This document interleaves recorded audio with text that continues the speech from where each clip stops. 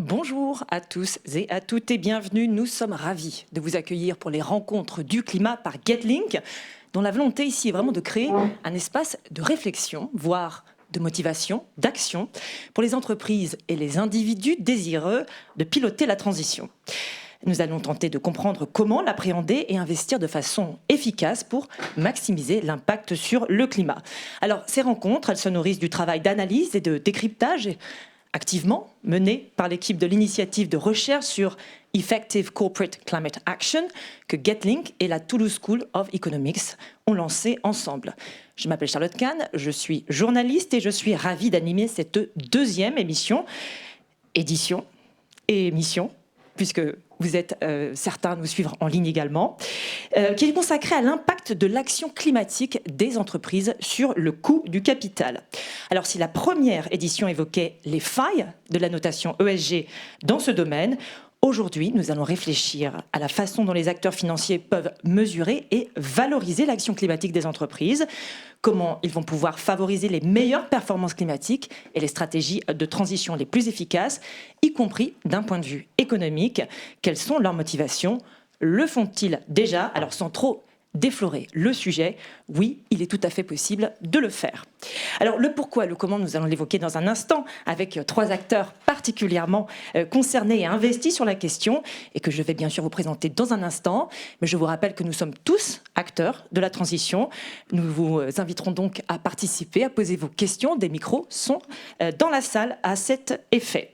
Et je vous remercie donc d'accueillir chaleureusement notre hôte aujourd'hui, le directeur général de Getlink, Yann Le Riche, ainsi qu'Estelle Castres, qui est directrice générale de BlackRock France, Belgique et Luxembourg, et Sébastien Pouget, professeur de finance à l'université Toulouse Capitole et membre de Toulouse School of Economics. Merci à eux de nous rejoindre aujourd'hui. Chaleureusement, comme je l'indiquais.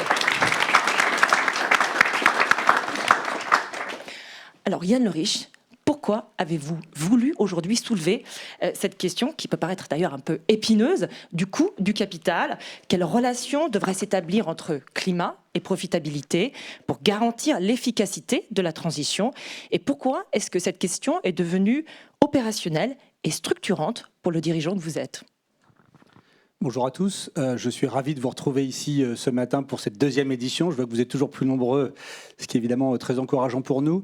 Alors le coût du capital, quand on est dirigeant d'entreprise ou quand on travaille dans une entreprise, c'est évidemment une question très concrète, très quotidienne. Le coût du capital correspond au coût des ressources financières qu'on mobilise pour financer des projets. Concrètement, si on se lance dans un nouveau projet qui aura un retour sur investissement de 8%, si le coût du capital est de 7%, ce projet peut se faire, il sera rentable. Le même projet avec un retour de 6%, inférieur au coût exigé par nos prêteurs ou nos investisseurs, évidemment, ne sera pas rentable, on ne le fera pas. Cette question quotidienne, effectivement, donc, est importante pour nous et on comprend bien que plus le coût du capital est faible, mieux c'est, puisque si notre coût du capital est à 7%, on pourra faire des projets à 7 ou au-dessus. S'il passe à 6 ou à 5, évidemment, on aura accès à plus de projets. Et les projets qu'on fera seront plus rentables. Et donc, il y a un double effet positif pour une entreprise comme la nôtre, mais pour n'importe quelle entreprise. Plus le coût du capital est faible, plus nos projets seront rentables et plus on en fera, ce qui mécaniquement aura aussi un impact sur la valeur de notre entreprise. On est une société cotée au SBF 120 et donc notre coût du capital aura une influence sur la valeur de nos actions. Plus il est bas, plus ça monte. Et donc évidemment, on est amené à se poser la question de l'impact de nos actions climatiques sur le coût de notre capital. Alors vous le savez, chez Getlink, on est très engagé dans la transition écologique, climatique. C'est pour ça d'ailleurs qu'on a cette chaire dont on est très heureux avec la TSE. On est déjà relativement vert, on fait beaucoup d'efforts pour l'être encore plus. On est aligné à la taxonomie européenne à 93%. Mais il faut bien garder en tête que mener des projets verts, en général, coûte plus cher que de mener des projets bruns. Typiquement, quand on fait rouler nos trains de fret ferroviaire partout en Europe avec des résidus d'huile de colza, ça coûte plus cher que le fuel lourd que certains de nos concurrents, que tous nos concurrents d'ailleurs, utilisent encore. Et donc, se pose une question, oui, on a des surcoûts, est-ce qu'en face, on a aussi des avantages financiers, notamment en ce qui concerne le coût de notre capital ?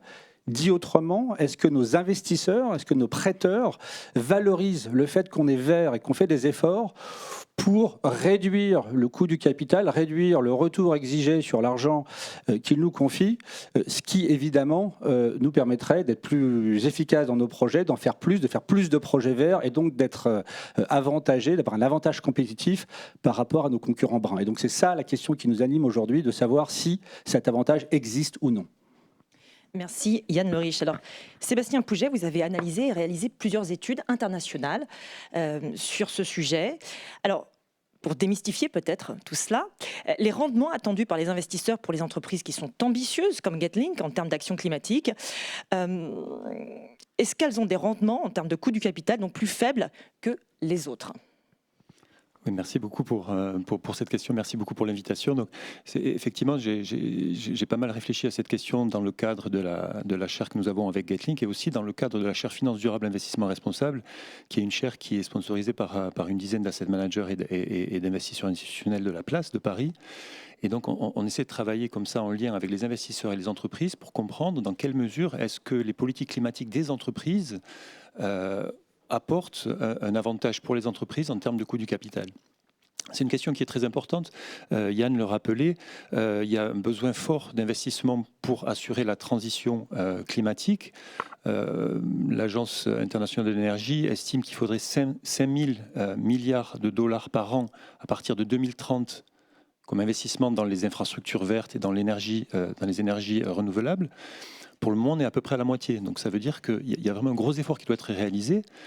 En l'absence de taxes carbone qui pourraient venir un peu rééquilibrer la compétitivité des projets verts, comme l'indiquait Yann, l'autre levier dont disposent les entreprises, c'est leur coût du capital, savoir dans quelle mesure est-ce qu'effectivement il est un peu plus faible que pour les entreprises vertes ou qui ont des projets verts comparés aux projets bruns. Donc c'est une question très importante. Donc, que montrent les études récentes sur les 15-20 dernières années en utilisant des métriques d'action climatique basées sur des émissions carbone avec différents scopes, basées sur des notations. On utilise plusieurs mesures pour être sûr de valider les études qui sont réalisées. Ce dont on se rend compte, c'est que sur ces 15-20 dernières années, les entreprises les plus vertes ont eu tendance à générer une rentabilité un peu plus faible, à peu près 2% par an, que les entreprises les plus brunes. Ça a été réalisé sur différents pays et c'est un résultat qui est important parce que ça montre qu'il y a un certain avantage pour une entreprise verte en termes de son financement. Alors bien sûr, c'est quand même des résultats qui sont à prendre un peu avec des pincettes parce que c'est des résultats qui sont très compliqués à établir. Le coût du capital, il ne s'observe pas de manière directe quand on regarde les marchés. Donc il faut faire des estimations et en particulier, quand vous regardez dans le passé, ce qui se passe, c'est que vous allez regarder des périodes qui sont un peu particulières. Et si on se rend compte que pendant 15-20 ans, les 15-20 dernières années, il semblerait que les entreprises vertes aient une rentabilité un peu plus faible que les entreprises brunes, dans les 5 dernières années où on a vu des news s'accumuler sur le climat, où il y a eu un engouement des investisseurs pour ces produits, l'investissement autour du changement climatique, on a vu en fait que ça a mené une pression sur les marchés qui a en fait entraîné les entreprises vertes à surperformer.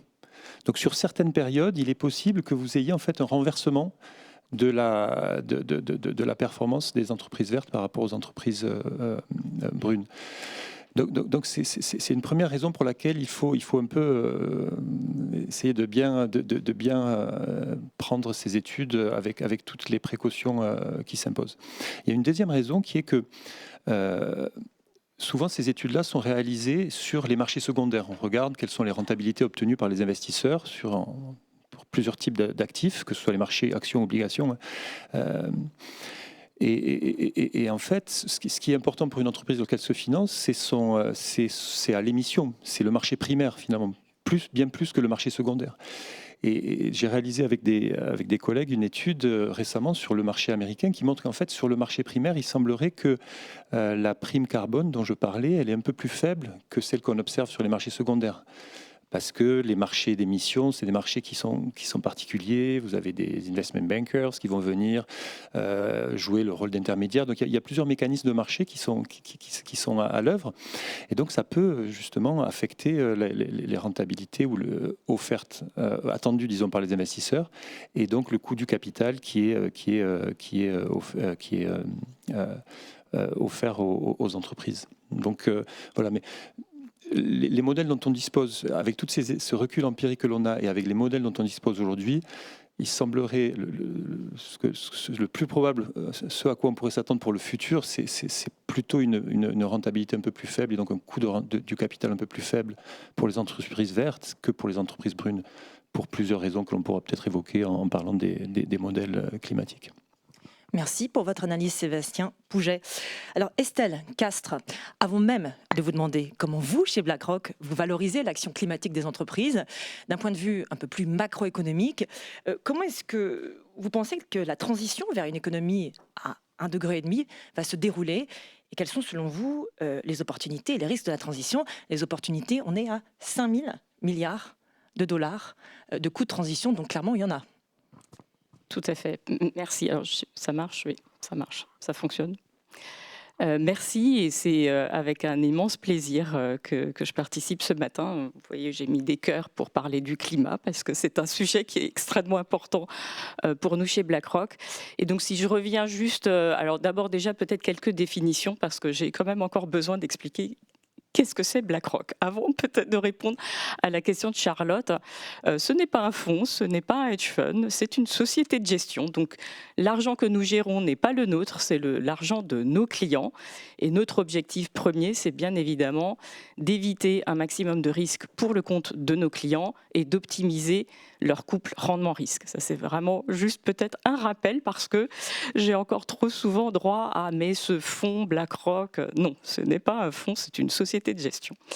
Et donc, pour répondre davantage à ta question, Charlotte, en fait, dans l'environnement économique actuel, on a sorti, il y a un peu plus d'un an, au travers du BII, donc le BlackRock Investment Institute, le fait qu'on sortait de cette grande phase qu'on a appelé la grande modération, les 30, presque 40 dernières années, qui étaient tenues par une croissance, voire même une forte croissance et une faible inflation. Nous sommes complètement sortis de ce régime l'année dernière, et tout ce qui s'est passé cette année nous a confirmé la sortie de ce régime. Donc nous rentrons dans un nouveau régime avec des taux plus élevés, de l'inflation plus élevée et pour plus longtemps, pour tout un tas de raisons, et une volatilité accrue dans les marchés financiers. On en sort 5 grands chocs, mais qui sont également pour nous à la fois des risques, porteurs de risques, mais également porteurs d'opportunités. Et vous allez voir pourquoi ça a un lien direct avec la transition. Donc le premier choc, intelligence artificielle. Le deuxième, fragmentation du monde. On voit encore tous les jours, et pas plus tard que ce week-end, ce que ça veut dire. Le troisième, c'est le vieillissement de la population mondiale, avec toutes les implications que cela peut avoir, mais également les opportunités d'investissement. Le quatrième, c'est une forme depuis la grande crise GFC, c'est une forme de désintermédiation bancaire ou de moindre financement par les banques des entreprises. Et le cinquième, qui nous préoccupe ce matin fortement, c'est la transition. Et pour nous, ces 5 chocs offrent pour un certain nombre d'années, voire des décades, des risques, sont porteurs de risques, mais sont également porteurs d'énormément d'opportunités. Et pour nous, la transition, c'est une des plus belles opportunités d'investissement pour nos clients pour les années qui viennent. Alors pourquoi et comment justement on structure notre analyse? En fait, nous on a regardé en compilant à la fois notre plateforme technologique et donc notre think tank, le BlackRock Investment Institute, on a créé une plateforme de transition. Pour la première raison, c'est tout simplement parce que nos clients nous disent à 56%, on a fait une étude, on adore les chiffres chez BlackRock, donc on fait beaucoup d'études constamment. Donc on a fait une étude auprès de plus de 200 clients institutionnels dans le monde. Et ces clients nous disent à 56% qu'ils souhaitent accélérer sur la transition vers une économie bas carbone. Donc pour ce faire, On a structuré une plateforme qui allie à la fois notre plateforme technologique, Aladdin, eFront sur les marchés privés, et l'ensemble de nos chercheurs du BII, donc du BlackRock Investment Institute, pour créer une plateforme qui permet de structurer une réflexion approfondie justement sur le sujet de la transition. C'est un sujet qui est complexe. Il n'y a pas encore forcément toutes les réponses aujourd'hui, mais qu'est-ce qu'on a cherché à faire? Alors plutôt que de faire du prospectif, ce que souvent les gens font aujourd'hui en regardant à 2050, il faut être à l'objectif, donc faisons du rétropédalage jusqu'à aujourd'hui pour voir qu'est-ce qu'il faut faire. Nous, on est parti plutôt de ce qui existe déjà aujourd'hui. Et pour nous, il y a 3 facteurs qui sont très constructifs autour de la transition. Le premier, c'est les innovations technologiques. Où en sont les innovations technologiques aujourd'hui qui sont directement applicables et comment elles peuvent être un point d'appui pour accélérer sur la transition. Ça, c'est le premier point. Le deuxième, et donc c'est justement dans ce point-là où il y a également énormément de besoins d'investissement pour investir sur ces technologies et les faire encore évoluer. Le deuxième point, c'est la préférence des consommateurs et des clients. La préférence des consommateurs, ça veut dire quoi? Vous allez choisir telle marque de bouteille d'eau parce que le capuchon est lui recyclable et que l'autre marque ne l'est pas. Voilà, ça, c'est vraiment la préférence des consommateurs. Le troisième point, c'est également bien évidemment la réglementation et les politiques, que ce soit des politiques d'État ou des politiques alors d'une région. Donc on voit bien l'impact, par exemple aux États-Unis, de l'IRA. L'IRA, je relis mes petites notes, c'est 470 milliards de dollars pledged pour accélérer sur la transition. En Europe, on a à peu près l'équivalent avec plus de 635 milliards alloués sur le thème du climat. Donc ça, ce sont les 3 composantes clés qui nous semblent aujourd'hui les éléments qui permettent de faire une vraie lecture de où on en est aujourd'hui. Et donc on va regarder pays par pays, secteur industriel par secteur industriel, et on va regarder sur quel chemin aujourd'hui ils sont. Ce n'est pas le chemin de demain, c'est vraiment le chemin à aujourd'hui. Et donc on en sort 2 grandes tendances, c'est-à-dire vous avez des pays et des secteurs qui sont déjà plutôt bien positionnés, ça ne veut pas dire qu'il ne faut plus faire d'efforts, mais qui sont aujourd'hui plutôt bien positionnés pour être quelque part à la cible à 2050 ou même peut-être avant. Et puis d'autres secteurs ou d'autres pays qui sont plus en retard. Et donc je donne peut-être 2 exemples là-dessus. Un secteur qui est quand même plutôt bien avancé, les voitures électriques. Quand on regarde aujourd'hui les investissements, la demande des consommateurs, encore une fois mon deuxième facteur, la demande des consommateurs, on voit bien une énorme accélération. J'ai quelques chiffres. Aujourd'hui, c'est moins de 10% du parc de véhicules. On anticipe qu'à 2030, ce sera au-delà de 40%. Donc vraiment dans le monde entier. Donc on voit bien que la voiture électrique, c'est un secteur qui est plutôt déjà bien ancré, bien avancé. Le deuxième point où on est vraiment plutôt sur une ligne plus complexe, qui peut être aussi liée à des chaînes d'approvisionnement, enfin voilà, il peut y avoir des points de frein à divers niveaux, c'est notamment les pays émergents. C'est comment aujourd'hui amener l'argent privé, avec peut-être l'aide de l'argent public, à investir sur des projets qui vont accélérer la transition dans les pays émergents. Je voulais peut-être rebondir justement parce que ce que vous disiez, Sébastien, était assez intéressant. Et donc justement, si on regarde ces 3 points, donc notamment avec la préférence des consommateurs, et je réagis sur les green bonds, puisque quelque part, ce point de la préférence des consommateurs, nous en tant qu'investisseurs, et vous quand vous investissez, vous avez également une préférence pour tel et tel produit. Donc la théorie économique nous dit que normalement un green bond, c'est le même émetteur. Il est raté de la même façon, enfin il a une notation de même qualité, donc normalement son prix vaut la même chose. Ça c'est la théorie économique. Mais la réalité, c'est que justement, il y a la préférence des investisseurs. Et la préférence des investisseurs, dans un monde d'offres et de demandes, quand il y a plus de demandes, il y a une prime. Et c'est exactement ce que l'on voit. Mais là, ça sort des théories, ça sort du côté purement mathématique. Là, ça touche justement à cette sensibilité de la préférence des investisseurs qui font que, par rapport à ta question, Yann, au global, c'est plus difficile de sortir juste une formule mathématique pour dire voilà où on en est. Donc, la transition, pour nous, c'est vraiment effectivement un point extrêmement clé. C'est pour nous une énorme opportunité d'investissement pour les 10-20 ans qui viennent. Merci Estelle. Yann, Estelle nous a présenté les opportunités d'un monde qui très clairement change très vite actuellement avec la convergence de toutes ces méga-tendances. Est-ce que la finance suit, justement? Est-ce que la finance s'adapte suffisamment et assez vite à ces nouvelles contraintes? Est-ce que pour valoriser l'action climatique des entreprises, la boîte à outils utilisée aujourd'hui par les investisseurs, et notamment le MEDAF, est-ce que tout cela est bien suffisant pour prendre en compte la donnée climatique et bien sûr, en plus de l'exposition au risque de l'actif et des surperformances escomptées? Quel travail est-ce qu'il y a à faire à ce niveau-là? Alors, à la question, est-ce que la boîte à outils de la finance suit? Ma réponse est non. Alors, on aura l'occasion de discuter avec tout le monde, mais je pense que non, pour au moins deux raisons.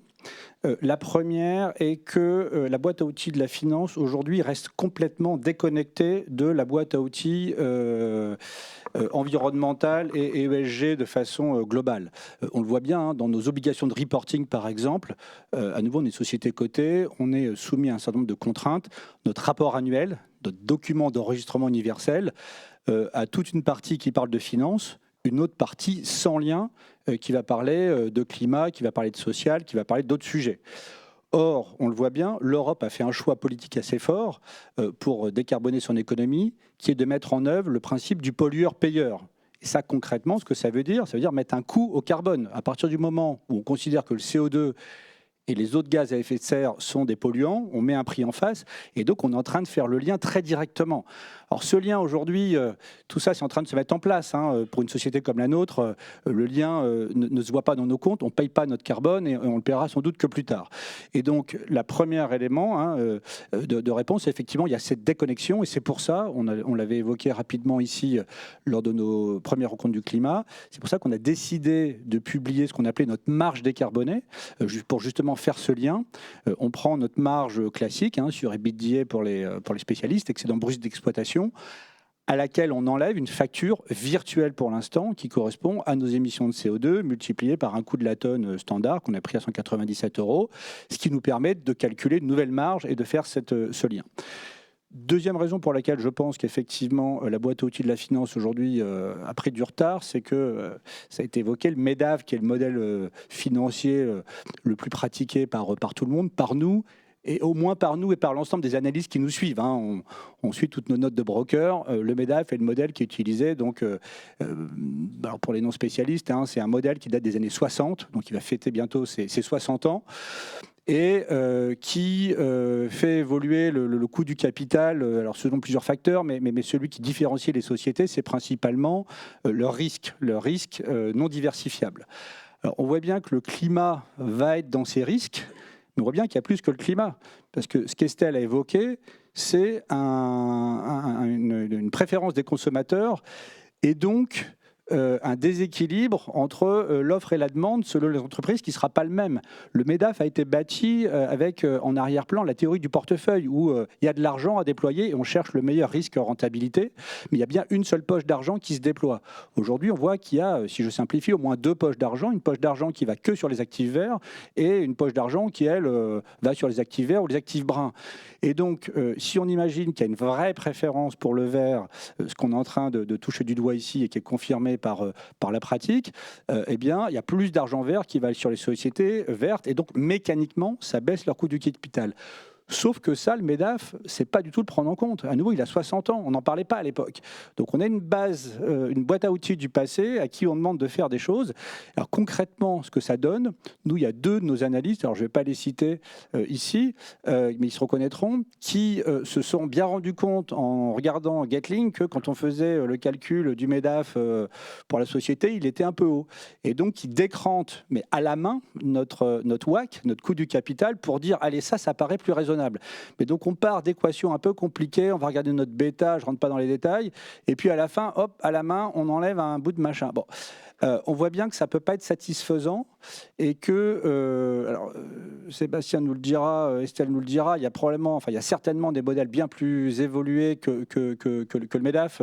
La réalité, c'est que le MEDAF aujourd'hui est utilisé encore par la plupart des investisseurs et que nous-mêmes en interne, ça nous pose un problème. On finit par avoir des difficultés à calculer notre coût du capital. Or, j'ai rappelé en introduction ô combien c'est important de savoir calculer son coût du capital. C'est une question d'efficacité des investissements qu'on fait. Si on se trompe d'un point sur notre coût du capital, les conséquences sont absolument phénoménales sur notre capacité à faire les bons choix d'investissement. Dans le métier qui est le nôtre, métier ferroviaire, on investit quand on achète des trains pour 40, 50 ou 60 ans. Donc autant dire qu'il vaut mieux pas se tromper au départ et qu'on a besoin de cette visibilité, de calculs précis. Et on voit bien qu'aujourd'hui, on arrive dans une période où la boîte à outils a besoin d'être renouvelée. Alors on fait comment pour passer de cette méthode artisanale à l'industrialisation en fait, des procédés? Comment est-ce qu'on fait pour donner plus de visibilité en fait, et de lisibilité sur ces données climatiques, Sébastien? Oui, merci beaucoup pour cette question. Et puis, je voudrais effectivement rebondir sur ce que disait Yann. C'est quand Yann dit que les outils financiers ne sont pas effectivement peut-être encore adaptés aux défis climatiques, je crois qu'en fait Yann faisait référence à la pratique. Et c'est vrai que Yann et Estelle ont beaucoup plus d'expérience que moi, donc je ne vais pas remettre en question ce constat qui me paraît assez juste. Du point de vue académique, du point de vue des chercheurs qui réfléchissent à ces questions, en fait, la boîte à outils a beaucoup évolué dans les 20, non, parce que peut-être dans les 30 dernières années. Le MEDAF, Yann le rappelait, c'est les années 60. Dans les années 80, il y a le modèle de Merton qui est apparu et qui est un modèle qui effectivement prenait en compte l'existence de deux poches d'investisseurs avec des préférences différentes et essayer d'étudier l'impact sur les valorisations et sur les rendements attendus. Donc c'est déjà un peu le type d'approche que Estelle et Yann appellent de leur vœu. Donc, on voit qu'il y a, en plus de la notion de risque du bêta évoqué par Yann, il y a ce nouvel aspect des poches d'investissement qui peut être inclus dans les modèles quantitatifs. Encore un peu plus récemment, je dirais dans les années 90-2000, avec toutes les théories sur les limites à l'arbitrage, on s'est rendu compte que quand les investisseurs avaient des préférences, par exemple pour le climat, ça peut être sur d'autres aspects, mais par exemple sur le climat, et qu'on n'arrivait pas vraiment bien à prédire quelles allaient être ses préférences, parce qu'aujourd'hui, peut-être que ces préférences vont varier avec les news, avec des prises de conscience, peut-être qu'il y a une évolution avec les nouvelles générations qui arrivent. Donc, il y a beaucoup en fait, d'incertitudes autour de ces préférences climatiques même des investisseurs ou des consommateurs, comme l'indiquait Estelle. Et donc ça crée une incertitude, et c'est une incertitude qui, peut-être que dans un monde, dans les modèles des années 60, on pouvait penser qu'on pouvait diversifier ce risque-là de manière assez facile. Mais en fait, on se rend compte, avec les recherches un peu plus récentes des années 90-2000, qu'il y a beaucoup de limites à la diversification, qui fait que ces nouvelles préférences vont en fait ajouter un autre type de risque. Et donc les différents aspects, je dirais que Estelle et Yann appellent de leur vœu, sont inclus dans les modèles quantitatifs avec lesquels on travaille dans le monde académique. Alors il faut un peu de temps pour que ça diffuse, grâce aux instituts de recherche des asset managers, grâce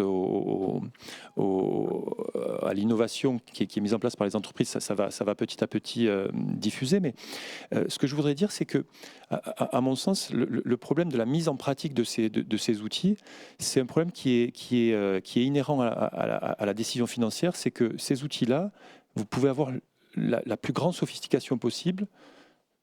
au final, pour les utiliser, il faut faire des statistiques. Et donc, du coup, vous regardez ce qui s'est passé dans le passé. Et finalement, l'investissement, c'est le futur, donc c'est bien plus complexe. On oublie toujours des facteurs. Et donc, du coup, je pense que les analystes, peut-être à leur décharge, ils ont peut-être un peu l'appréhension d'utiliser des outils trop sophistiqués qui ensuite sont nourris avec des données un peu trop imprécises. Et donc je pense que voilà, il va falloir peut-être qu'il y ait un peu d'évolution sur ces aspects-là, la qualité des données. Et puis de toute manière, ces outils-là resteront toujours des outils qui seront au service d'une anticipation. Et donc le côté humain, engagement sera toujours présent. Mais il faut bien avancer malgré ce contexte très changeant. La taxonomie verte européenne, par exemple, c'est un pas dans la bonne direction. Oui, alors il y a effectivement les marchés financiers et je dirais aussi les entreprises de la vraie vie sont en train de vivre un bouleversement. Donc il y a beaucoup de choses qui se passent. Pour répondre un peu aux défis que l'on a soulignés ensemble, je pense qu'il y a vraiment le besoin pour les entreprises d'essayer de mieux communiquer sur leur performance carbone, sur leur performance sur la mise en place de leur stratégie climatique, et peut-être faire cela avec un regard extérieur, une certaine certification, parce qu'autrement ça laisse un peu la porte ouverte au greenwashing. Donc je pense que là il y a un réel effort qui doit être effectué. Ça va prendre du temps. On sait que pour tout ce qui concerne l'information purement financière, il a fallu des siècles pour que la comptabilité se mette en place, pour qu'elle soit fiable. On a vu encore avec les scandales Enron et autres que même dans une période très récente, tous ces mécanismes de communication d'information financière et de certification pouvaient finalement échouer.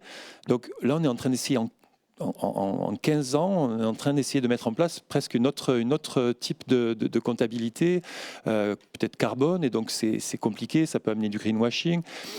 Donc la certification très importante. Donc je dirais pour les investisseurs, pour les asset managers, la mise en place, la pratique plus régulière de ces modèles, de ces nouveaux modèles serait, je pense, aussi la bienvenue. Ça permettrait d'avoir un peu une vision plus précise des primes carbone à attribuer aux uns et aux autres. Ça peut aider aussi dans les stratégies quantitatives. Et puis pour le régulateur, c'est vrai que je pense qu'il y a un besoin de normalisation de cette communication autour des enjeux climatiques, éventuellement la mise en place de labels à la fois pour les entreprises et aussi pour les asset managers. Et donc ayant dit tout ça, c'est vrai que la taxonomie verte semble être un pas dans la bonne direction, même s'il y a pas mal de problèmes avec la taxonomie verte. On pourra peut-être en parler plus tard. Merci beaucoup. Ce sera peut-être le moment, à vous, bien sûr, cher public, de poser vos questions également un peu plus tard quand même, parce que Estelle Castres, vous, chez BlackRock, est-ce que vous trouvez que les modèles existants sont satisfaisants ? Alors vous avez bien sûr beaucoup de moyens, une armée de data scientists à votre disposition, ce qui n'est pas le cas de tout le monde, bien entendu. Alors comment est-ce que, selon vous, les acteurs de la place pourraient systématiser en fait cette approche, utiliser ces modèles que vous avez développés ? Est-ce qu'il y a des technologies, des processus peut-être qui sont vraiment des game changers qui changent la donne dans ce domaine ? Merci Charlotte. Alors je vais rebondir peut-être juste déjà sur un point de Sébastien qui soulignait que beaucoup des modèles actuels sont des modèles finalement qui regardent dans le rétroviseur. Et aujourd'hui, on est effectivement, je vais réutiliser un terme cher à Larry Fink, notre CEO, tectonique, un shift tectonique, donc vraiment un choc des plaques tectoniques. C'est exactement comme ça qu'il avait souligné en 2020 que le risque climatique était un risque financier et que donc il fallait le prendre en compte, nous, asset managers, parce que nous qui aidons nos clients à naviguer les investissements pour du très long terme, on ne pouvait plus ne pas prendre en compte ce risque climatique qui est à la fois un risque physique et un risque de transition. Dans la transition, pour souligner ce que Sébastien disait tout à l'heure, il y a au moins 4 points clés à prendre en compte aujourd'hui. C'est préparer l'avenir, c'est-à-dire qui sont aujourd'hui les acteurs qui sont déjà les leaders de la transition. 2, c'est vraiment aligner les portefeuilles. Donc, aligner les portefeuilles, ça peut être aligner des portefeuilles aux engagements de Paris, donc justement en termes de température de portefeuille et d'empreinte carbone. C'est également dans cette transition, comment bénéficier de cette transition. Donc cette transition, par exemple, elle demande un certain nombre de matériaux dans les énergies renouvelables, notamment les éoliennes ou même le solaire. On sait très bien que le lithium est extrêmement clé. Voilà, ça c'est un des moyens de bénéficier d'eux. Et enfin, le quatrième point, c'est comment contribuer à l'accélération de la transition. Et là, typiquement, c'est tout le champ des énergies renouvelables, de la nouvelle mobilité. Donc, pour la petite anecdote, demain, je vais en Belgique, je monte au-dessus d'une éolienne de 100 mètres. C'est des pales immenses et on va faire une petite vidéo là-dessus. Mais on voit bien que c'est aujourd'hui, il y a un fléchage de plus en plus important de l'épargne vers ce sujet parce qu'il est extrêmement porteur et qu'il ne peut pas se symboliser juste avec quelques formules mathématiques. Qu'aujourd'hui, de modèles qui étaient très regardant dans le rétroviseur, il faut des modèles qui soient prospectifs. Donc nous, le choix que l'on a fait, c'est que justement dans cette vision prospective, on n'est pas allé regarder 2050 et puis rétropédalage, c'est ce que je disais tout à l'heure, mais je voulais apporter à cette discussion 3 exemples concrets, donc 3 stratégies d'investissement qui sont aujourd'hui chez BlackRock déjà dans ce que nous on appelle la transition. La première, donc je parlais tout à l'heure des green bonds, j'ai déjà parlé du greenium et pourquoi ce greenium, donc cette prime par rapport à un green bonds pour le même émetteur. Mais ce qui est également important, on ne l'a pas tellement abordé jusqu'à présent, c'est que tout simplement aujourd'hui, on voit aussi qu'un acteur, un émetteur qui veut intervenir sur les marchés, pour certains, sans émettre un green bonds, il n'arrive même plus à accéder au marché. Donc c'est aussi une question de liquidité. C'est même plus une question de préférence des investisseurs, c'est que là, il n'y a plus du tout de théorie économique, théorie des marchés. Là, on est vraiment sur le point extrêmement poussé de la préférence des investisseurs, c'est que obligation classique green bonds, cet émetteur-là, on a eu le cas sur un émetteur dans le secteur automobile en Europe, qui, hors son émission Green Bonds, n'aurait pas pu sortir à ce moment-là. J'ai également un exemple d'un utilities européen qui utilisait encore pas mal de charbon, qui a plus de mal aujourd'hui également à rentrer sur ce marché et à du coup trouver des financements, puisque finalement, pour raccrocher au point de Yann, c'est le coût du capital, c'est à la fois la capacité de s'endetter, et de trouver des actionnaires. Donc c'est un peu je dirais le mix des deux qui fait aussi la future valorisation des boîtes et des projets. Donc les green bonds montrent bien comme exemple que c'est vraiment même l'accès au marché qui est extrêmement clé. Le deuxième exemple que je voulais donner, donc en fait, aujourd'hui sur notre plateforme de transition, on a 56 milliards, si je schématise vite fait, sur de l'indiciel. On a 41 milliards sur de la gestion active, donc les green bonds font partie de notre plateforme de gestion active. Et puis on a des marchés privés. Alors sur la partie indicielle, on a également des stratégies de type alignement sur les engagements de Paris, donc on appelle PAB. Et je voulais m'attarder 2 minutes sur une stratégie qui s'appelle Clean Energy, parce que je pense que c'est aussi une bonne illustration de ce qui se passe dans le marché concrètement aujourd'hui. Ce fonds Clean Energy a perdu de la valeur cette année. Quand on regarde l'indice, il perd énormément de valeur. Cependant, quand vous regardez le coût de capital des énergies clean, donc des énergies vertes, ce coût a continuellement baissé depuis 2019. Donc on voit bien qu'il y a une différenciation entre valorisation et coût du capital, et on voit bien que dans ce contexte aujourd'hui, la demande des investisseurs qui est de plus en plus importante sur ce secteur clean energy permet de réduire les primes de risque. À l'inverse, quand on regarde jusqu'en 2020, le secteur de l'énergie ne faisait absolument pas de discernement entre des émetteurs qui étaient plutôt déjà dans les énergies vertes par rapport aux émetteurs qui étaient encore très fortement carbonés. De 2020 à 2022, vous avez eu une vraie dissociation.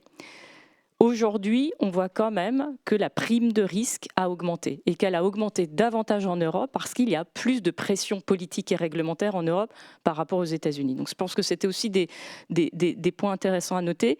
Et si je peux peut-être juste sur ces exemples-là donner un dernier. Nous avons lancé un fonds, une stratégie Brand to Green. Pourquoi ? Parce que finalement, la transition, ce n'est pas forcément que d'aller chercher des acteurs qui sont déjà complètement ESG, complètement verts et qui ont les meilleurs critères en termes d'empreinte carbone.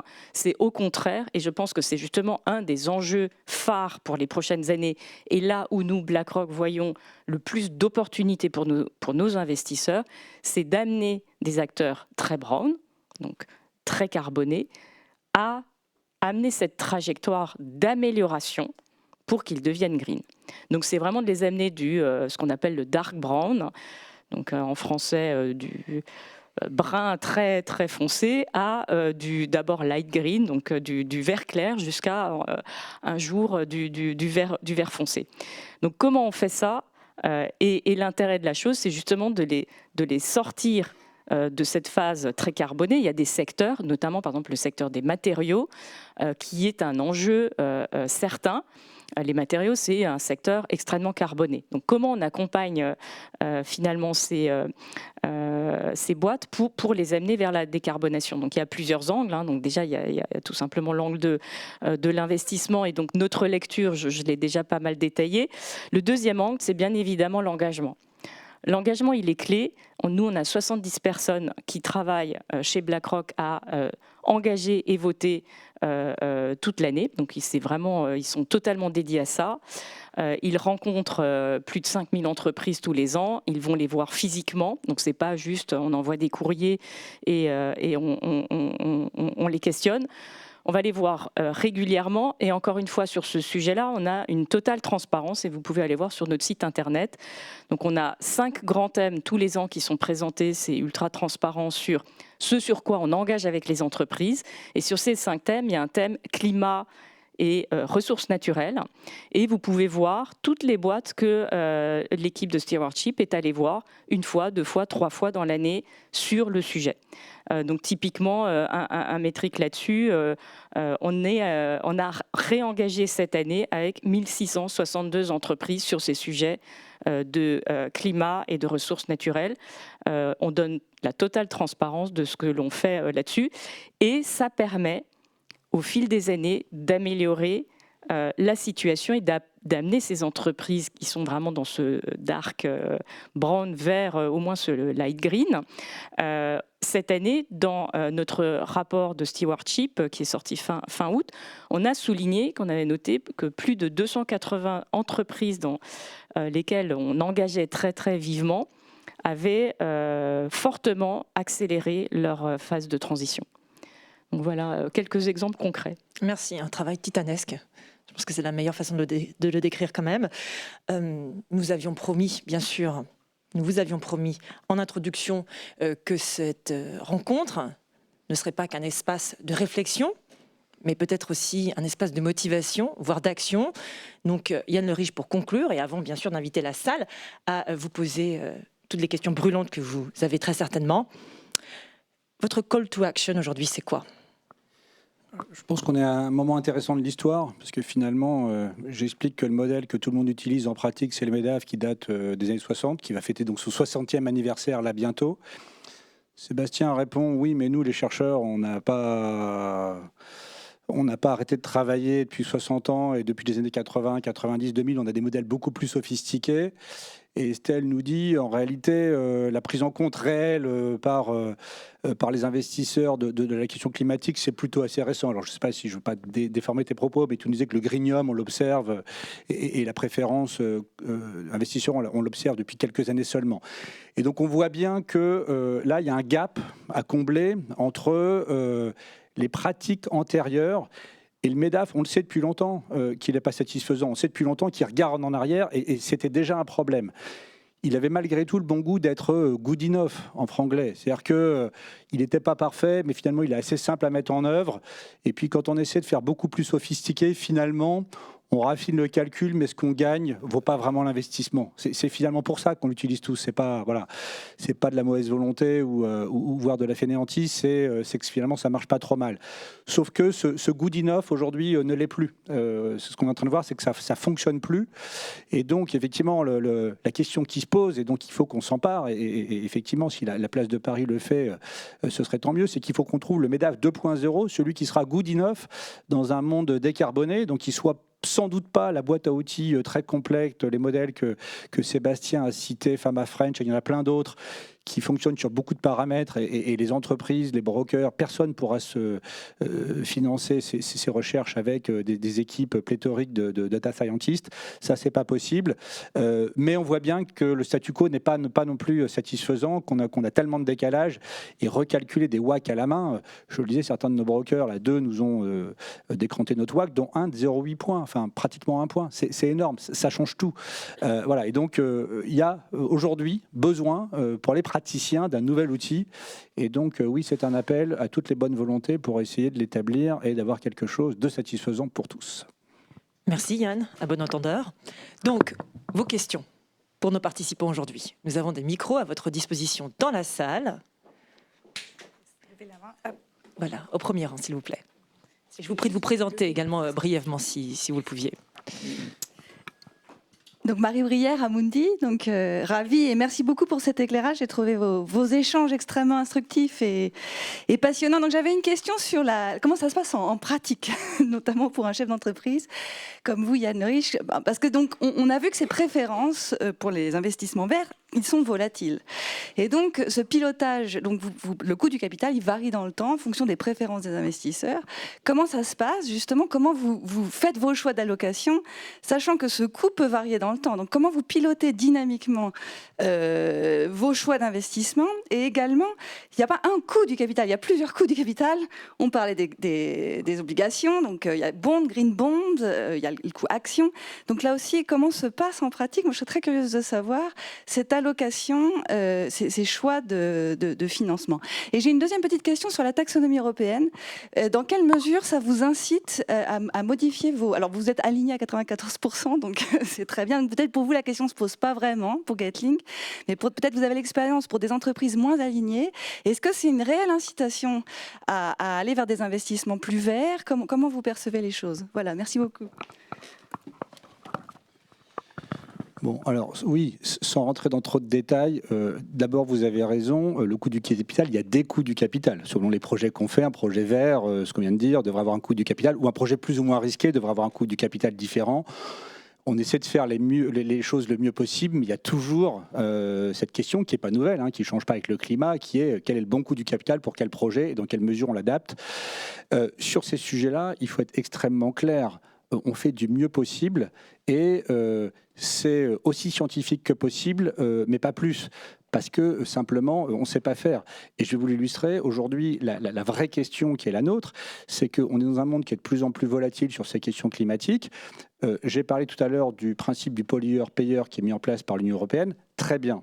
Il va y avoir un prix du carbone, on n'y est pas soumis, ça va venir. On ne sait pas quand, donc première inconnue. Ce prix du carbone, si on y passe 2 minutes, le marché ETS, c'est un marché qui est totalement flottant. C'est-à-dire qu'il n'y a pas de banque centrale du carbone qui nous garantit que le prix du carbone va rester autour de 100 €, 150, 200. On le voit bien pour les politiques monétaires. La Banque centrale européenne a un objectif. 2% d'inflation, on peut être contre, on peut être pour, mais on a quand même un objectif et on peut essayer de bâtir des stratégies dessus. Sur le carbone, c'est un point d'interrogation complet. Nous, on est une vraie entreprise binationale. On a un pied en France et on a un pied en Europe et on a un pied en Grande-Bretagne. La Grande-Bretagne, quand elle était au sein de l'Europe, fonctionnait avec le marché ETS et donc, quand elle est sortie, elle a gardé le même mécanisme et donc avec un prix du carbone qui était à peu près le même. Bon, l'économie britannique a un peu souffert post-Brexit. Je ne sais pas si vous avez vu, un peu avant l'été, Rishi Sunak a envoyé plein de quotas carbone gratuits dans ce marché ETS. Et donc, depuis la fin du premier semestre, on a un décalage complet du coût du carbone entre la Grande-Bretagne et l'Europe. Et donc ça, évidemment, ça change tout. d'ailleurs y compris indirectement pour des entreprises comme la nôtre, parce que même si on n'est pas soumis au marché ETS, nos fournisseurs, nos partenaires, etc. le sont. Vous savez qu'on fait des échanges d'électricité entre la France et la Grande-Bretagne depuis l'année dernière. Le coût de l'énergie qui va bientôt être soumis à la taxe carbone, comment ça va se passer? Aujourd'hui, la réalité, c'est qu'on n'en sait rien. Donc sur ces sujets, d'ailleurs, ce sera peut-être l'objet de la prochaine table ronde, ce sujet de la taxation du carbone, entre des mécanismes de quotas, de taxes et autres, on voit bien qu'on a besoin de visibilité qu'on n'a pas du tout. Donc on fait du mieux possible, voilà, avec Géraldine Périchon, notre CFO qui est là, on se pose des questions, et puis la réalité, c'est qu'on fait des erreurs. Alors on travaille beaucoup pour essayer d'en faire le moins possible. Ce qui est un problème, je reviens là-dessus, surtout pour des entreprises qui investissent beaucoup sur le long terme. Aujourd'hui, acheter un train, concrètement, même si vous n'êtes pas spécialiste, un train de fret principalement. Est-ce qu'on achète un train à hydrogène? Ça existe un peu pour le passager, ça ne marche pas encore très très bien, ça coûte très très cher et on n'est pas sûr d'avoir un jour la bonne puissance pour le fret. Mais acheter une locomotive diesel aujourd'hui, c'est un sacré pari sur l'avenir. Dans 40 ans, comment ça marche? Et puis une locomotive hybride qui coûte beaucoup beaucoup plus cher, dans un marché qui est très concurrentiel contre la route. Je ne suis pas sûr de gagner de l'argent aujourd'hui. Puis si demain c'est obsolète parce que l'hydrogène s'impose très très vite. Donc ça, c'est des vraies questions. Et donc tout l'objet de notre chaire, c'est bien ça, c'est comment on fait cette transition. Nous, moi je ne suis pas climatologue, j'en sais rien. Ce que je sais, c'est qu'il y a des décisions politiques qui ont été prises pour aller vers une économie bas carbone. La question, c'est maintenant comment on fait le plus efficacement possible, parce que ça va coûter de l'argent. Et que on ne veut pas que ça nous en coûte plus que prévu. Et donc l'objet de ces tables rondes aujourd'hui sont pour échanger. On est prêt à l'objectif, c'est d'échanger avec tout le monde, de prendre les bonnes pratiques. Et je terminerai par la taxonomie que vous avez évoquée. Ça, c'était notre point de la dernière fois. Les agences de notation financière, alors celle-là, elle est probablement un peu mieux, la taxonomie, que certains nombres de agences extra-financières qui nous notent. On l'a vu la dernière fois, ont des systèmes de notation qui, sur certains sujets, nous amèneraient à faire des choix qui sont ni bons pour l'entreprise, ni bons pour la planète. L'avantage de travailler sur le climat, c'est qu'aujourd'hui, on est assez solide pour dire ça, on ne le fait pas.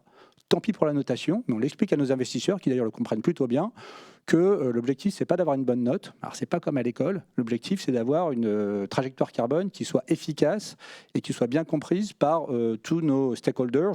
On parle beaucoup des investisseurs. Je vais aussi parler de nos salariés ou des gens qu'on embauche, qui sont extrêmement attachés à ce qu'on fait en matière climat. D'ailleurs, vous verrez, si on fait un post LinkedIn ici, il y en a qui diront super, on est content que notre entreprise s'occupe vraiment du sujet. C'est aussi un avantage compétitif qu'on va chercher par rapport à une génération qui n'est plus tout à fait la même que celle d'avant. Si je peux peut-être juste rajouter une question par rapport au changement de préférence des investisseurs. Je prends un exemple concret. Pendant la guerre en Ukraine, on a vu beaucoup d'investisseurs se retourner vers les énergies carbonées. Est-ce que ça, concrètement, ça vous impacte dans vos décisions? C'est-à-dire quand le coût du capital change dynamiquement à cause des préférences des investisseurs, est-ce que ça modifie vos choix d'investissement? On essaie d'intégrer toutes les données, on raisonne sur le temps long, d'accord? Donc quand on achète, je reviens sur mon exemple de locomotive, je pense qu'il est facile à comprendre, elle va nous permettre de circuler pendant 40, 50, voire 60 ans sur le réseau européen. Bon, la question qu'il faut qu'on se pose aujourd'hui, c'est vers où va l'Europe et quel va être le coût de notre capital? C'est ça qu'il nous faut en 2040, en 2050, en 2060. Et donc oui, on écoute ce qui se passe dans le monde aujourd'hui. On ne surréagit pas à l'évolution court terme des informations qu'on suit parce que notre vision elle est de long terme. Merci. A-t-on d'autres questions, s'il vous plaît, ou peut-être des partages d'expérience au fond de la salle? Bonjour, Vincent Riac, Axilia. Je rebondis sur la remarque de Yann Leriche. Il nous faut un MEDAF 2.0. Yann, je l'ai rencontré, je l'ai trouvé. Et on l'a même inventé. Il est français. Depuis 4 ans, on calcule une facture carbone où on convertit en euros les tonnes de CO2. Tellement simple. On prend un prix qu'on a cherché du côté du GIEC, on multiplie ce prix par les tonnes de CO2 émises, ça nous fait une facture. Ça paraît assez intuitif de penser qu'une facture, elle doit être payée, qu'on devra y arriver. On est quand même dans un moment où on a dépassé les limites planétaires, on ne peut plus raisonner comme avant. Le MEDAF, effectivement, ne se posait pas ces questions-là. Et donc voilà, cette facture carbone, ça change complètement la donne. Et si on fait un EBITDA ajusté du carbone, ce qu'a fait Getlink cette année en le publiant, et ça, c'est une bascule, et je pense qu'on doit remercier Yann Leriche de s'être affiché là-dessus. C'est le premier à avoir fait ça. Et il y a de plus en plus de boîtes qui travaillent là-dessus. Nous, on a 14 sociétés maintenant qui publient ce score carbone. Enfin, on a fait un score carbone à partir de la facture carbone. Et on a même fait un indice boursier. Parce que je pense qu'il faut qu'on fasse un nouveau CAC 40. Il faut aller jusqu'au bout du raisonnement. Donc, on a fait un vérité 40. Voilà. Donc, il y a 14 boîtes du type Getlink, des plus grosses, des plus petites, qui s'affichent là-dessus. Je pense que c'est une pierre du côté du chercheur. Il faut aller beaucoup plus loin. Il faut être assez radical. Ce qui se passe en ce moment nous oblige à de nouvelles réflexions. Et tout ça, c'est disponible sur scorecarbone.fr. C'est la minute de pub. Je vais réagir à ce que vient de dire Vincent Auriac, qui est extrêmement intéressant. Je vous invite à aller voir son score carbone, qui est très bien fait.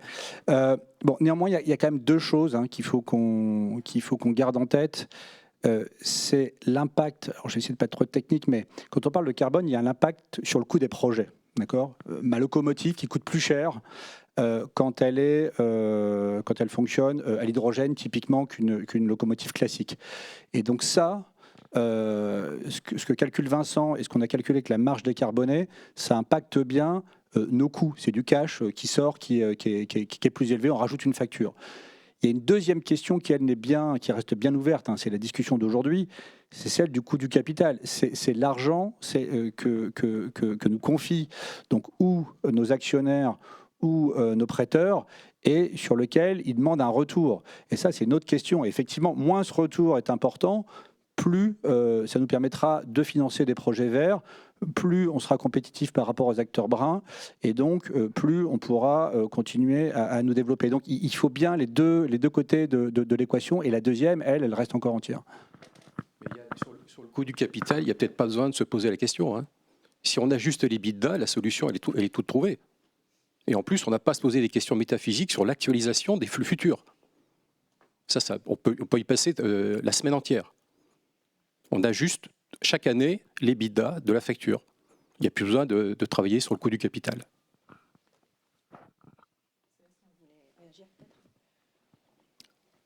Oui, effectivement. Donc, pour calculer la valorisation d'une entreprise, on prend en compte les cash flows qu'on actualise en utilisant le coût du capital. Donc, la facture carbone va rentrer du côté des cash flows, comme le rappelait Yann.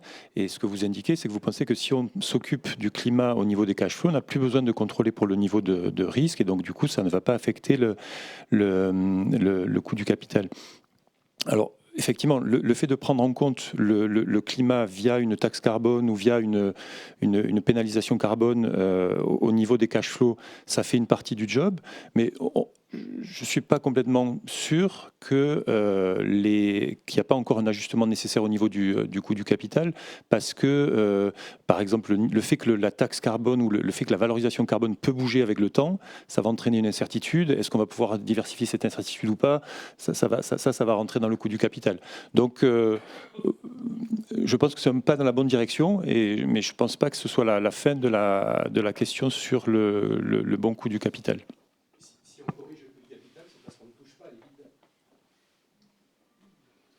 Mais c'est un peu, si vous voulez, ce que j'indique, c'est que c'est comme si vous me disiez, quand je regarde mes cash flows, je prends l'espérance de cash flow et donc j'ai plus besoin de m'occuper du risque, je le mets dans le coût du capital n'est plus affecté. Si vous avez des cash flows qui sont risqués, vous allez corriger le coût du capital par le niveau de risque.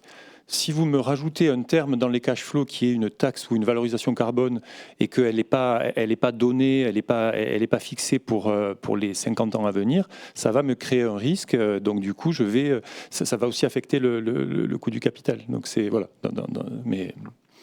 Mais je pense que c'est effectivement très utile pour communiquer, je dirais, la viabilité sociétale des entreprises que de réaliser cette marge ajustée ou cet ajustement que vous proposez. Je pense que c'est une excellente guide pour la décision.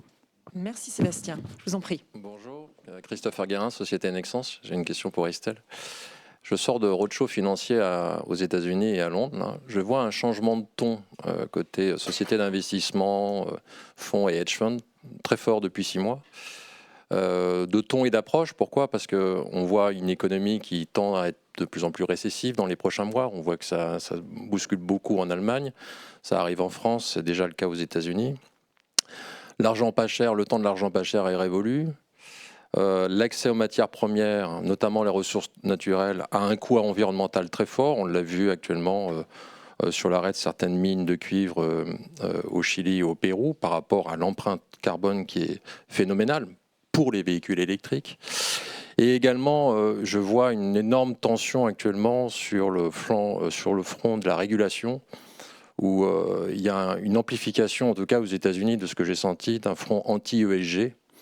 Les Américains ne voulant pas reproduire l'approche, je cite, bureaucratique de l'Europe sur la CSRD, sur la taxonomie, ils vont chercher à mettre leur propre régulation en place, qui ne me pose pas de problème en tant que tel, mais pour des sociétés internationales implantées dans des multi-régions, rend l'exercice encore plus compliqué.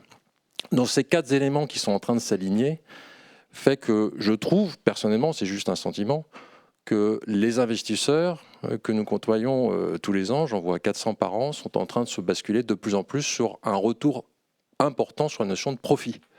Et on parle de moins en moins d'environnement. Quel est votre sentiment à vous ? Merci pour cette question.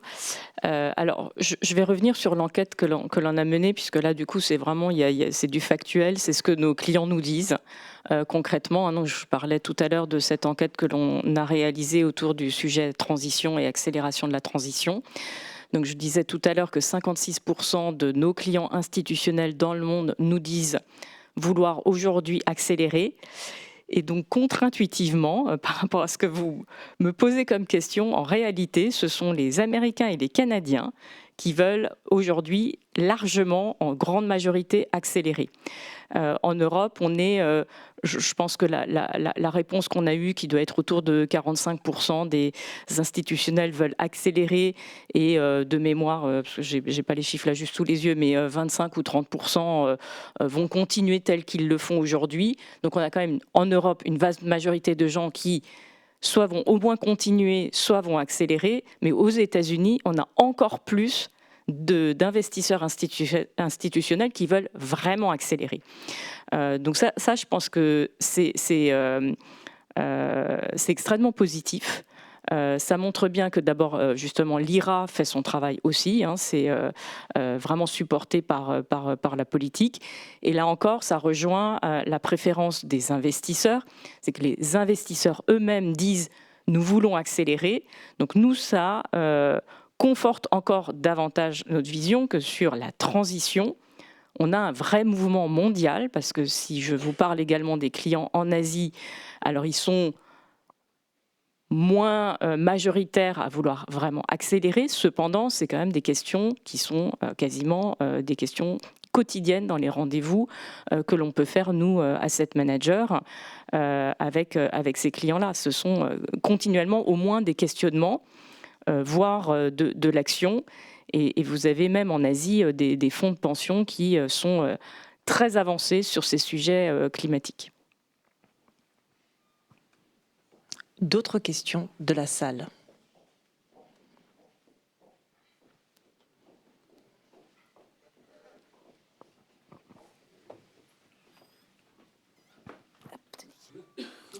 Bonjour, Yann Bach, Société Radiant. J'ai le sentiment que le critère du coût des capital s'adresse ou est plus pertinent généralement pour des sociétés soit cotées ou qui sont familiers à travailler sur des investissements de long terme, tandis que quand on parle à des sociétés soit non cotées ou des entrepreneurs lambda, des critères de type illiquidité ou des codes de valorisation sont entre guillemets plus parlants. Est-ce que d'ores et déjà on arrive à mesurer ces critères d'illiquidité ou des codes de valorisation, toutes choses égales par ailleurs pour une société donnée? Et deuxièmement, quand on regarde de façon prospective, est-ce qu'il y a des marchés parallèles ou sous-jacents qui peuvent nous servir de benchmark pour estimer comment ces deux facteurs vont évoluer dans le futur? Parce qu'on voit bien qu'on est quand même dans un tournant avec une prise de conscience croissante de ces indicateurs-là, et que la réalité d'aujourd'hui sera peut-être pas celle de dans 5 ans. Et donc tout l'enjeu en tant qu'investisseur, il est davantage de se dire comment ces deux critères-là vont évoluer dans les 4-5 ans qui viennent.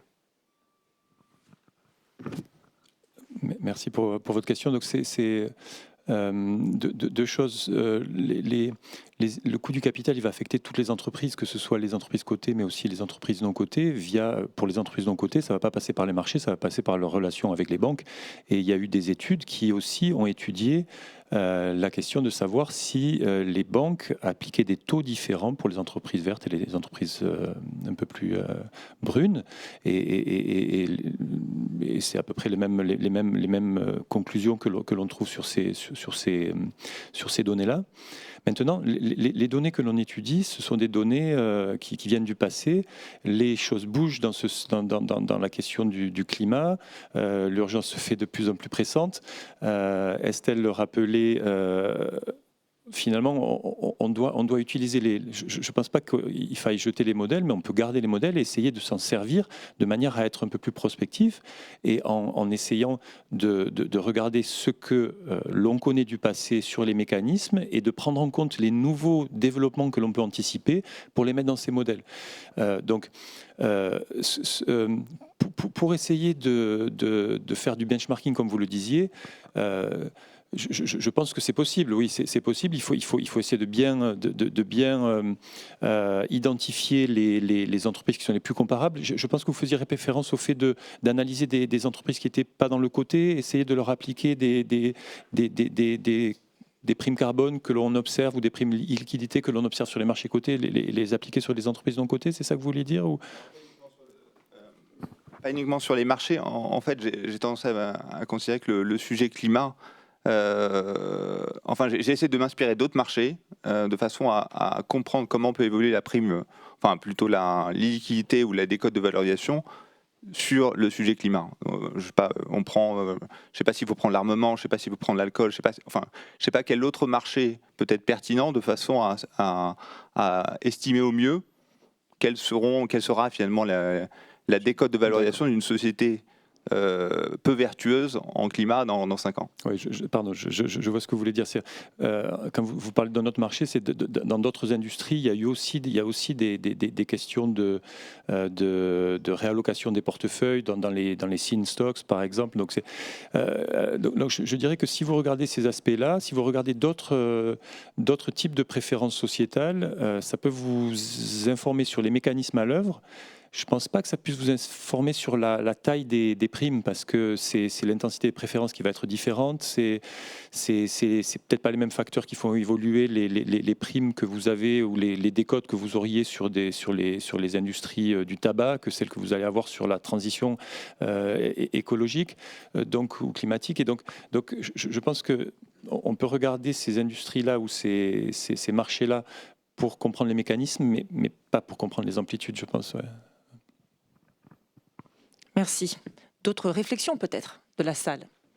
J'évoquais des partages d'expériences. Est-ce qu'on a des acteurs pure finance ici qui ont envie de réagir par rapport à ces vieux modèles de dinosaures qu'on utilise toujours pour valoriser l'action climatique?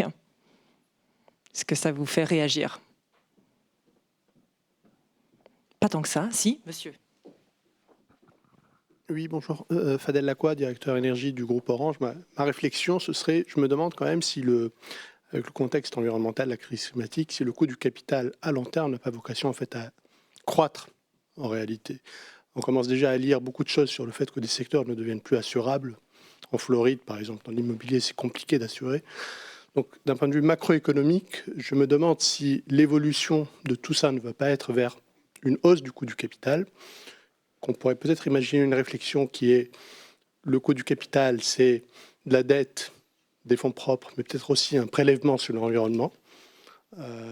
Et puis il y a le numérateur, la rentabilité, donc d'où la comptabilité marge décarbonée. Donc finalement, un coût du capital qui a à long terme tendance à évoluer vers le haut, et puis les fonds iront là où on dépasse ce coût du capital. Vous l'avez rappelé au début, on investit là où ça rapporte plus. Et donc, on investirait là où il y aurait une marge décarbonée plus importante. Voilà, ce qui permet de réconcilier à la fois la discussion sur le numérateur, l'EBITDA, et puis le dénominateur, qui, de mon point de vue, aura plutôt tendance à augmenter. Donc.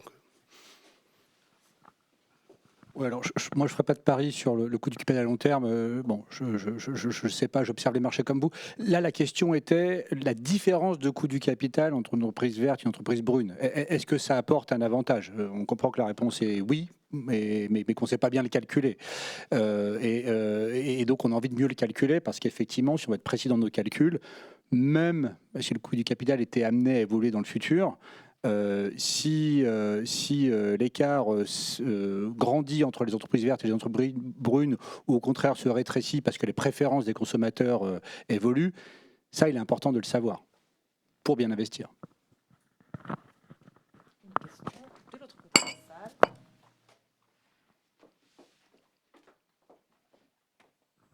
Bonjour, merci pour votre événement. Donc Jean-Philippe Desmartins, Edmond Rothschild Asset Management. Donc nous, on a développé des petits outils tout simples, robustes, mais qu'on propose en outils à nos gérants, qui sont en partant du MEDAF, un impact sur le target price pour l'equity et un impact notché pour le fixed income, et après les gérants l'utilisent. Donc ça, on le fait depuis de nombreuses années, avec un effet qui est beaucoup plus important sur le risque et les opportunités. Ça, on a utilisé les travaux académiques pour nous aider. En gros, sur l'equity, ça peut aller de plus 10 à moins 20 en fonction de la performance ESG et de l'intensité du secteur. Ce que je voudrais dire, c'est que depuis 15 ans, en fait, c'est vrai qu'il faudrait travailler, mais en fait, le marché, il a déjà travaillé. Vous regardez aujourd'hui les multiples de valorisation sur les 15 dernières années de mines de charbon ou de utilities carbonées, et vous voyez les multiples de compression, ils sont colossaux. Et ça a été évoqué, la question d'aller à la pêche du financement. Donc je crois qu'il y a un énorme travail, ça a été dit, de collaboration entre praticiens et académiques pour mettre ça en forme et structurer et industrialiser.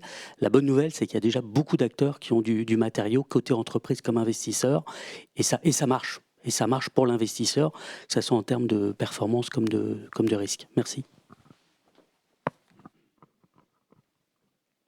Pas de réaction? Sébastien? Ils sont plus avancés que d'autres. Je pense que certains sont plus avancés que d'autres, mais donc c'est une très bonne nouvelle de savoir que des outils sont déjà en place. Et la question, c'est la question de leur diffusion. Donc voilà, on va essayer d'observer encore un peu mieux les académiques et de communiquer tout ça si on en a le droit. Merci. D'autres participations de la salle à ce débat? C'est la grande question, comment on va passer cette approche isolée, chacun y va de sa petite méthode, de sa grille d'analyse, pour, comme je vous le disais, on le dit depuis le départ, pour systématiser, industrialiser tout cela. Voilà. Comment on va faire avancer en fait tout cela, alors que le coût du capital, voilà, semble-t-il, ne va qu'augmenter, et avec des besoins très importants en termes de financement, puisqu'on a une transition à 500 000 milliards de dollars. Ce sera le coût. 500 000. 5 000, pardon. C'était, ouais. Je pense en anglais, je pense au trillion. Bon, merci à tous de votre participation aujourd'hui. Vous l'avez probablement reçu, sinon demandez-le. Sébastien a produit une note de 2 pages qui résume un certain nombre de choses avec beaucoup de références bibliographiques sur les travaux de recherche qui ont été faits en la matière. Elle est très très utile. Donc merci à Sébastien, merci à Estelle d'être aujourd'hui, d'être avec nous aujourd'hui. Évidemment, vous l'avez compris, ce rendez-vous aura une suite. On va essayer d'en organiser 3 par an, donc le prochain bientôt vous tiendra informé. Merci à nouveau de votre participation et de vos questions. Bonne journée. Merci, et merci à vous bien sûr, Yann Le Riche. Merci à tous, excellente journée.